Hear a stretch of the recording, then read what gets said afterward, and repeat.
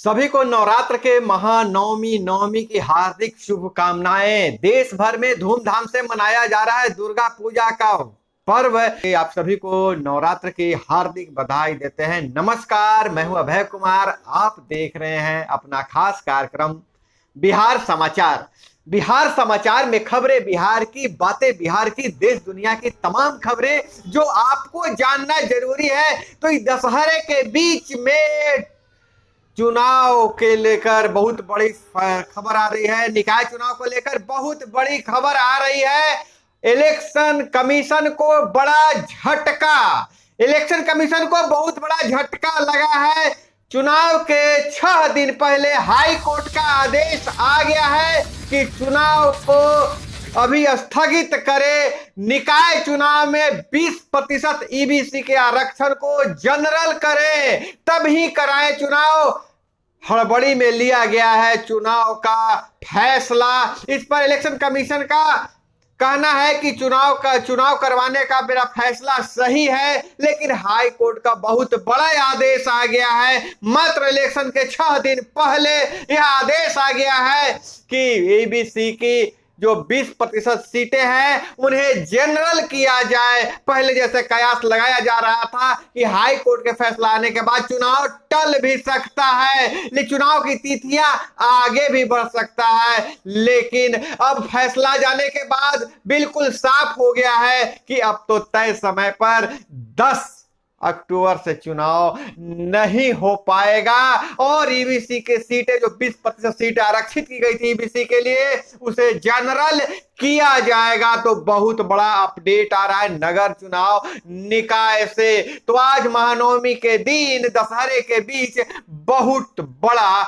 यह अपडेट आपको मैं बताने जा रहा हूं। और वहीं दूसरी तरफ दशहरा के बीच में ही, दुर्गा पूजा के बीच में ही 2 सीटों पर उपचुनाव की घोषणा से नेताओं और कार्यकर्ताओं में जोश आ गया है। मोकामा और गोपालगंज में 3 नवंबर को वोटिंग 6 को आएगा रिजल्ट की। हम आपको बता दें कि मोकामा में अनंत सिंह की सदस्यता रद्द कर दी गई थी, सदस्यता समाप्त होने। तो गोपाल में सुभाष सिंह की असामयिक मौत से दोनों सीटों खाली हो गई थी, उस पर उपचुनाव होना है। और अगर मोकामा की बात करें तो अनंत सिंह की पत्नी बन सकती है उम्मीदवार, वहीं सुभाष की पत्नी को भी मिल सकता है टिकट।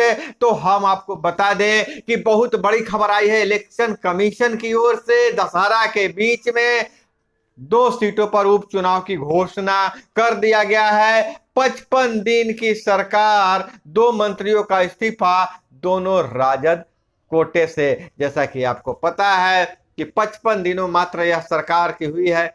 मुख्यमंत्री का चेहरा तो पुराना ही है, लेकिन गठबंधन नया है।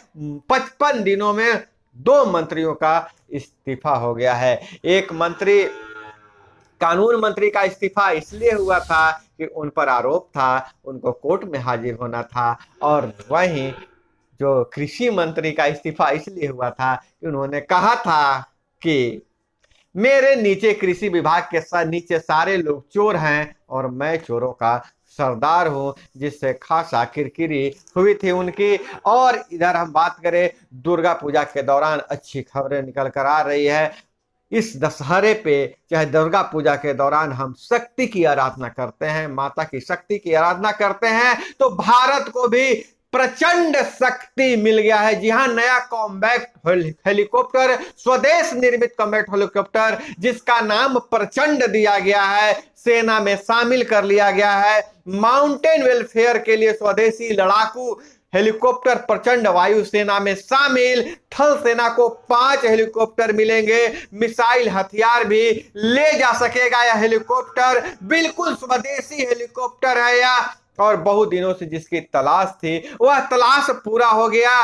कठिन, यह जो हेलीकॉप्टर को कठिन परीक्षा से गुजरना पड़ा, सभी परीक्षा में पास करते हुए अंततः सेना का हिस्सा बन गया है। तो जैसा कि शस्त्र पूजन हमारी परंपरा है, और सेना को भी प्रचंड हेलीकॉप्टर मिल गया है। बहुत अच्छी खबर यह है कि अब सेना के जो हेलीकॉप्टर की जरूरत थी, हालांकि शुरू में अभी 5 हेलीकॉप्टर मिलना है थल सेना को, और बाकी 100 हेलीकॉप्टर को शामिल किया गया है और इतने ही हेलीकॉप्टर का भी सेना में शामिल करने का ऑर्डर दिया गया है। तो यह बहुत बड़ा अपडेट निकल कर सामने आ रहा है। और अगर बात करें तो पंचायत प्रतिनिधियों की, तो उनकी सुरक्षा के लिए बहुत बड़े बड़े वादे किए गए थे, बड़े बड़े बात किए गए थे। मीडिया रिपोर्ट आई थी कि पंचायत प्रतिनिधियों को ऐसे सुरक्षा दिया जाएगा, शस्त्र लाइसेंस दिया जाएगा, उन्हें फास्ट ट्रैक पर उनके पर जो अपराधी हैं उनको सजा दिलवाई जाएगी और नॉन अवेलेबल एक्ट के अंदर उन्हें गिरफ्तार किया जाएगा। लेकिन सारे प्रयास विफल हो गए। हम आपको बता दें कि पारू में उप मुखिया की गोली मारकर हत्या, भाग रहे आरोपी को भीड़ ने पीटकर मार डाला। तो अब भीड़ के हाथ में न्यायतंत्र हो गया है। उप मुखिया की हत्या किया और भीड़ ने आरोपी को भी मार दिया। रविवार की देर शाम की घटना, आरोपी ने नजदीक से मारी गोली और उप मुखिया के बड़े भाई बोले हत्या से पहले से ही थी साजिश। और यह हम बता दें आपको कि रामपुर केशव पंचायत उर्फ मलाही पंचायत के उप मुखिया पंकज सहनी की गोली मारकर हत्या कर दी गई। हत्या कर भाग रहे आरोपी गौरव कुमार भुटकुल को भी भीड़ ने पकड़ लिया और पीट पीट कर मार डाला। घटना रविवार के देर शाम बसंतपुर चौक पर उस समय हुई जब दुर्गा पूजा मेला देखने के लिए लोगों की भीड़ जुटी हुई थी। घटना के बारे में बताया गया कि उप मुखिया और आरोपी दोनों दोस्त थे। रविवार की शाम मेला देखने के बाद तीनों बसंतपुर चौक पहुंचे। वहां पर पंकज ने बाइक गौरव को दी और अवैध पिस्टल से पंकज को बिल्कुल नजदीक से सीने में गोली मार दिया गया। अब पुलिस जब पूछताछ की तो रामकरण ने दोनों के बीच में कोई रंजिश नहीं होने की, उनके बड़े भाई रामकरण ने दोनों के बीच में उनको कोई बड़ी रंजिश होने की बात से इनकार किया। जबकि उप मुखिया का बड़ा भाई संतोष सहनी ने बताया कि घटना को अंजाम देने के दौरान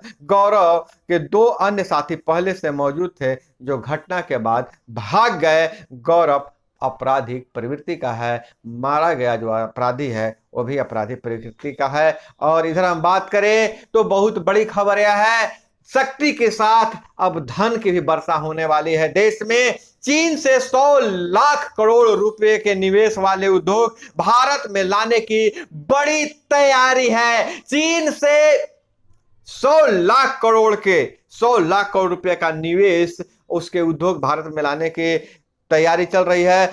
गति शक्ति योजना में तेजी, 1300 प्रोजेक्ट पर काम अभी जारी है। और चिंता का विषय यह बात है कि प्रोजेक्ट स्थापित होने की रफ्तार घट रही है। जैसा कि आपको पता है चालबाज चीन से पूरा विश्व परेशान है और कोविड के बाद वहां कंपनियों की भगदड़ मच गई थी और उनका पसंदीदा स्थान अपना प्यारा देश भारत था। तो अब 100 लाख करोड़ रुपए का निवेश अपने देश में आने वाला है। और खुशी की बात यह है कि 5G के इस दौर में जब कंपनियां आएगी तो रोजगार के मौके भी बढ़ेंगे। वहीं शिक्षा और रोजगार की बात करें तो ICAR-UG प्रवेश परीक्षा का रिजल्ट जारी। देश भर के 8 टॉपर्स में बिहार के 4 हैं।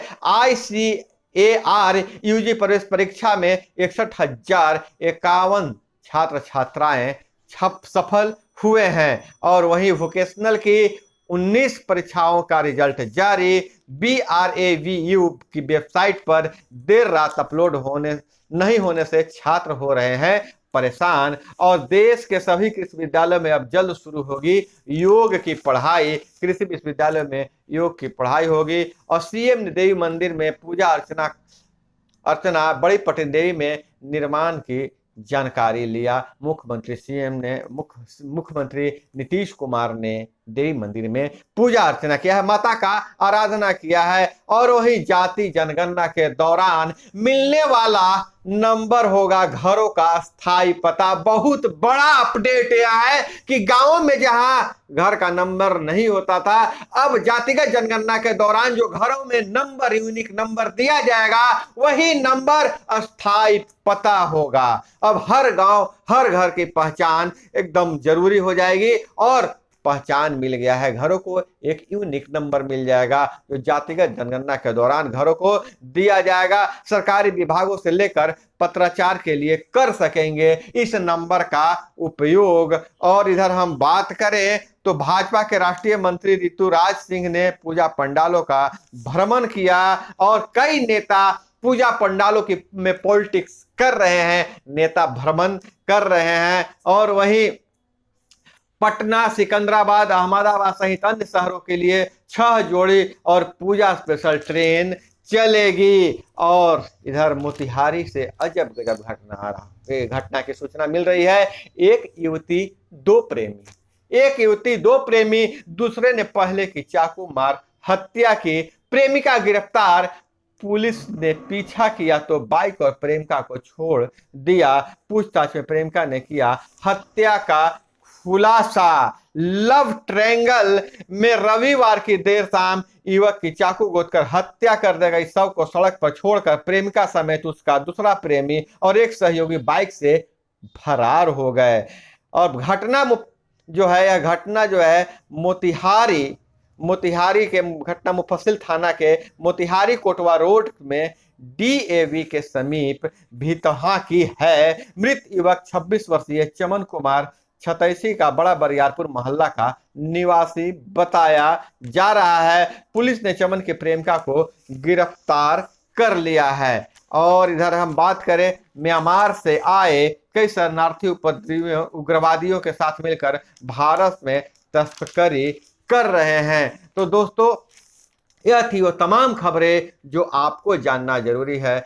दुर्गा पूजा के व्यस्त समय में आपके लिए मैं चुन चुन कर खबरें लेकर आता हूं। आप सभी को दुर्गा पूजा की हार्दिक बधाई। माता रानी आप सभी को स्वस्थ रखें, सुखी रखें, समृद्धि दें। अपना बहुत बहुत ख्याल रखिएगा। मिलते हैं अगले वीडियो में। जय हिंद, वंदे मातरम।